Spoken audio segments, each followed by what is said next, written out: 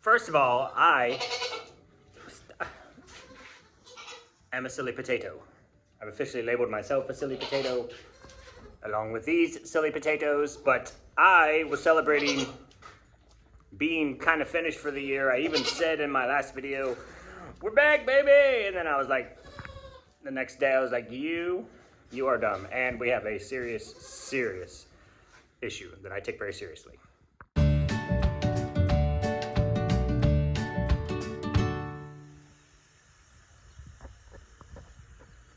Can't really see her down there, but Muffin is laying on the bridge, and it's one of those days where the sun's shining, there's a little breeze, it's beautiful, it's warm, and Miss Cookie would have been laying right there where Muffin is laying, just holding down the bridge. Are you fighting everyone today? Little one. That one was less friendly. Are you trying to get a baby involved? I don't know what she's doing. She's got her... She's got her ridge line up on her butt. Oh goodness. She's just in a playful mood. Puddin' came over and kind of said hello to her, and she was like, "Rah, I'm gonna get you." Hi. Hello. We're in the wild again. You know that, right? Oh, goodness. Can I get your neck? Hi. I'm petting this one for now. Oh, I got a butt on my arm. I'm sorry. I know, it's getting complicated. I'm sorry. I know. You got to get those pets in quick in the wild, because it doesn't take long for me to end up with a massive goatiness on me. Hi, toots. Oh, you're on my backside now? Hi. Sally Mae Bouvier. Y'all, I wanted to tell you that the farm Daisy Mae went to, if you're not familiar, Daisy was the one that would jump up on the shelf over here. Like, I couldn't stop her. She just did her thing. She would get on this shelf. If I blocked that, she would get on this one and jump over.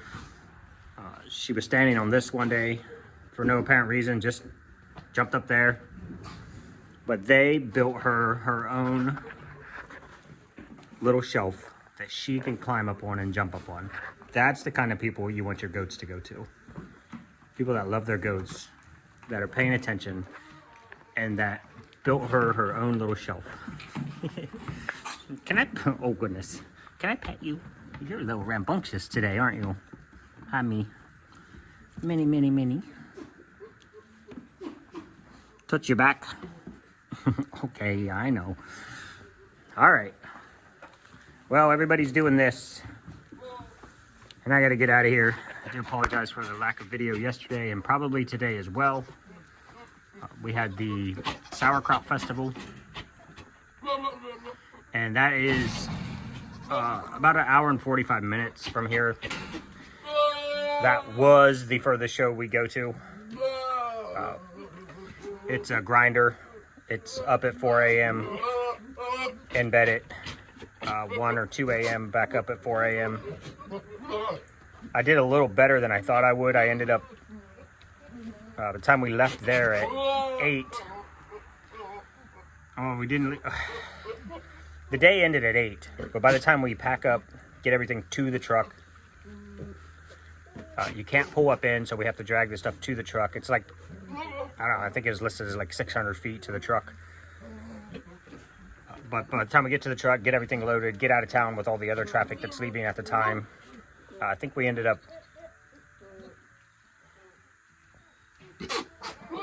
Hold on.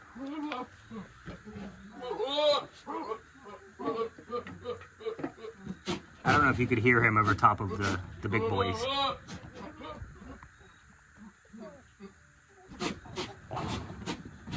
PGO. Put it away.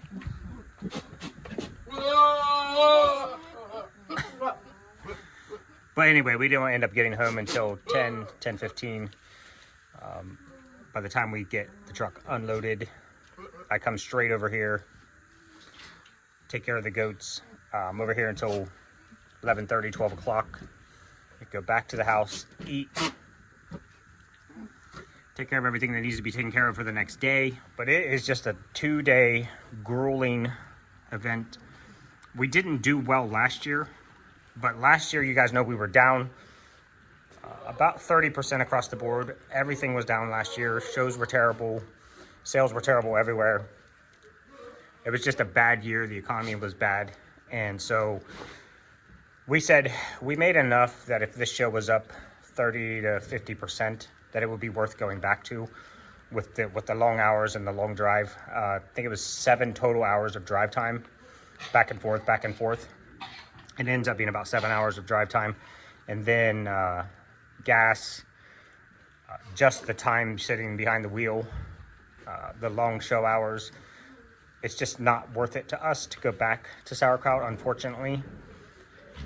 So we're gonna nix that one, and we'll be looking for another show probably next year to fill that void. Today, I don't think today. Today I know we gotta go get olive oil so I can make more soap this week.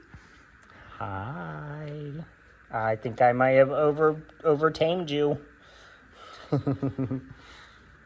Oh, okay. Do you get your chest?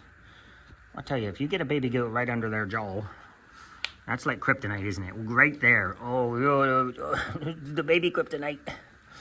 And the big goats, you get them on the ribs, and they like that. And the little goats also like right here, right on the chest. Well, I tell you, look at you. Your mama is just going to be so much love. So much love. Okay, so today we got to go get olive oil, and then one of my grandkids is having a football game. So we're going to go watch that, and that's why I can't get a video out for you guys today. So by the time we drive there and drive back here and watch the game and all that jazz, that's going to pretty much take up the whole day. So spending time with family. All right. And goats, because why wouldn't you? What are you doing? Violet, am I seeing a streak in you that I didn't know was there? Oh. She's like, get out of my way, peasant. You're okay, baby. She might think she's getting hit by another goat or something. No, she sees me. People always ask me why a goat eye is this shape. Can I see your, here, oh, let's cut some light so your eye will, come on. So you guys know the normal goat eye is slit this way. And that's because a goat is a prey animal. And as a prey animal, they're just built the way they're built. A goat can see,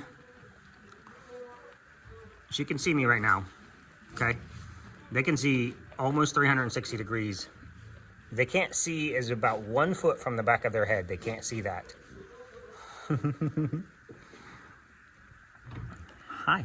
I think their range, their depth of view, or their, oh goodness. Their vision, I think, is like 340 degrees they can see, 345 degrees. So they can see everything except for about 1 foot behind their head. So from 1 foot to their head, they can't see. Past that, they're gonna see it coming. Fun facts. Hey, why you get shifty? She's like, because I didn't come to you. You came to me. I don't know your intent. Ha, you are absolutely gorgeous. All right, I got to get out of here. He said, hey, guess what? We rolled back to back to back 4 weekdays by 4 day weeks, which means I have only 4 days to make soap. And then we have a show, and then we have, the show takes up the weekend, and then we have another 4 day week, which means I only have 4 days to make soap. And then a show, and then I thought we were done, and I was a dork. Because we had rolled right back into another 4 day week, which was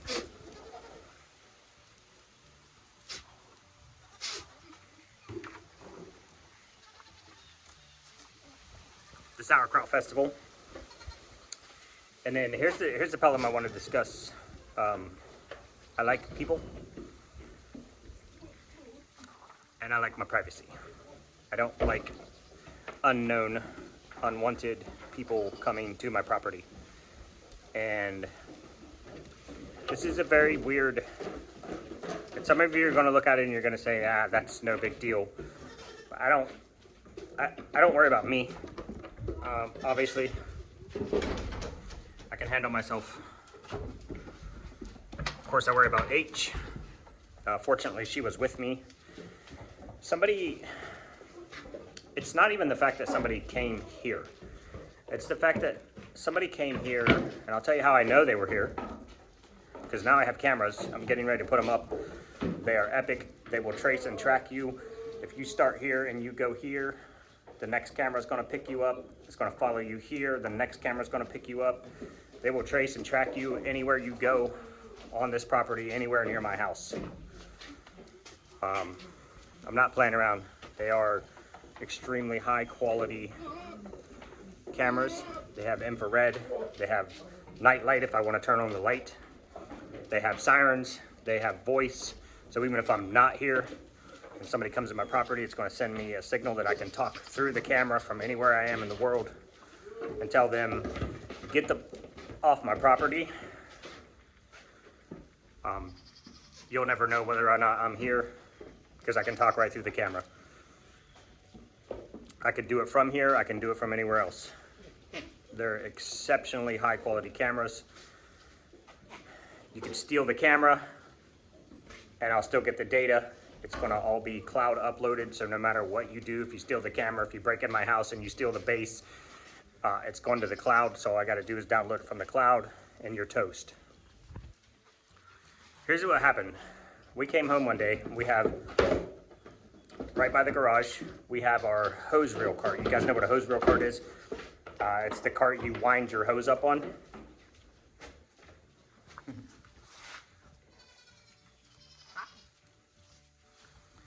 And somebody had left some bubble wrap and some like foam packing material. Here's where it gets weird. One, you had no reason to be here. I didn't have a delivery and I didn't have a pickup. So there was no reason for anybody to be here. Two, you were here long enough to decide that you wanted to take packing material for some reason. I don't know why you wouldn't just...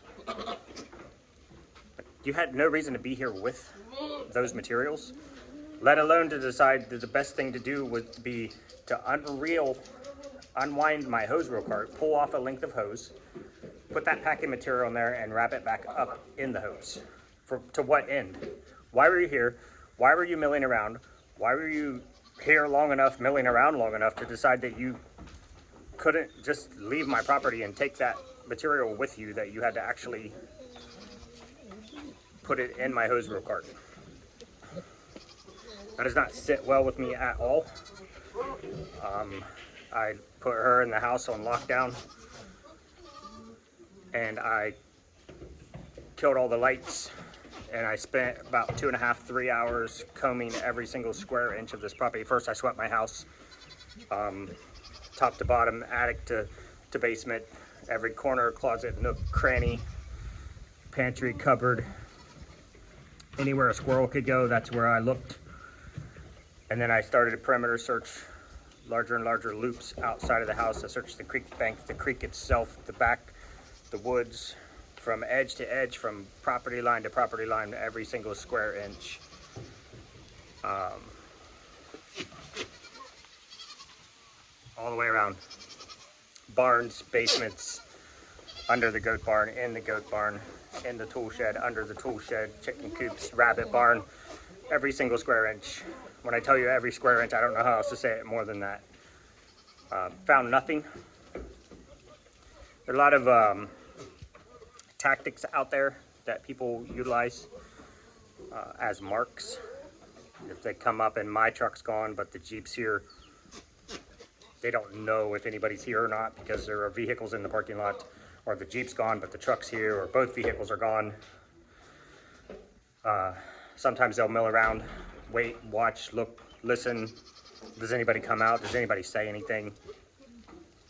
And then they'll leave something like bubble wraps, or they'll put a chalk mark on your brick by your garage.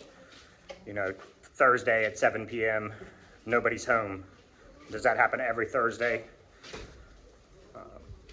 Or that'll be for a friend. You're scouting, you leave a mark, you leave a thing, you leave a package, you mill around. Now your friend comes by next week, he sees that the package is still there and you still haven't touched it. That's why the post office does,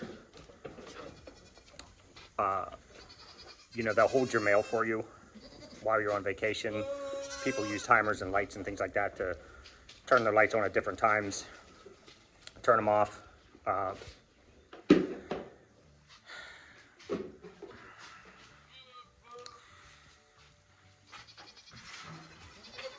If I had come home and I had found some trash laying beside the hose reel cart, I would have been like, WTF,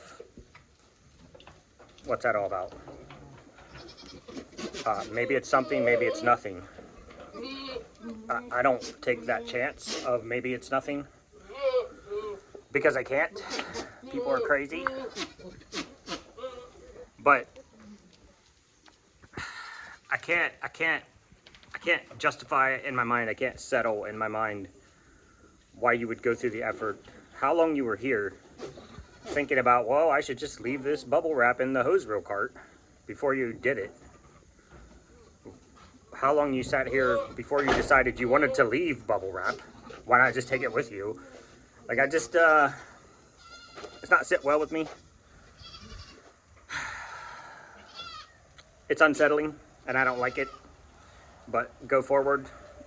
I'm not gonna, obviously, I have a whole variety of cameras. Not a variety. Several cameras. And I'm gonna install them, and I might show you guys install in one. And you'll be able to see the ones you can see. And then there'll be all the ones that you won't be able to see unless you know where to look, or you're looking really hard to find them. And so I don't know what to do with that information. You know, part of my brain is like, you're overplaying this, you're overthinking it. And the other part of my brain says you only live once. And it wouldn't be impossible to offend somebody for no reason whatsoever. I don't try to offend people on here. I usually just block and delete the keyboard warriors. But you never know. People are, they just get offended. And they just sit and they mill around and they think about it and they dwell on it, and it just makes them more angry, and then they do something stupid. And I'm not down with that.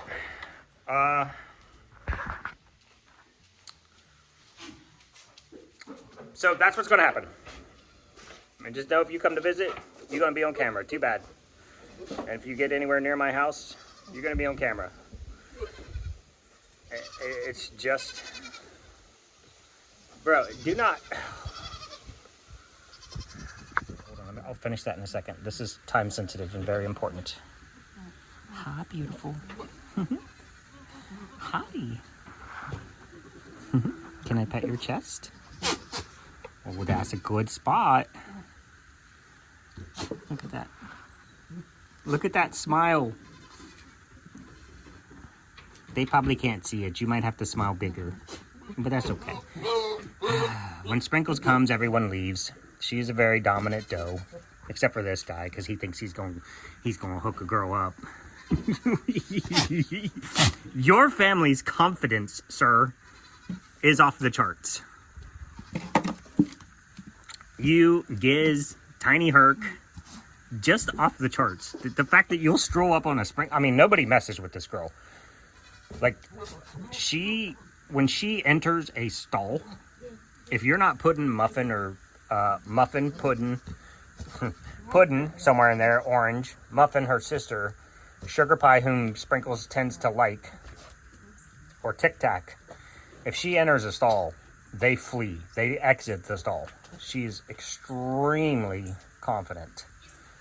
And she's a bit of a meanie, so she'll bash him. But for a goat to stand in her presence when she rolls up is kind of unheard of. And then this little bean was like, "What's up?" Anyway, all right, peace out, y'all. Thank you so much. As I used to say, hit the like, subscribe, thumbs up, tell a friend, tell a neighbor, tell a stranger, and we will see you next time.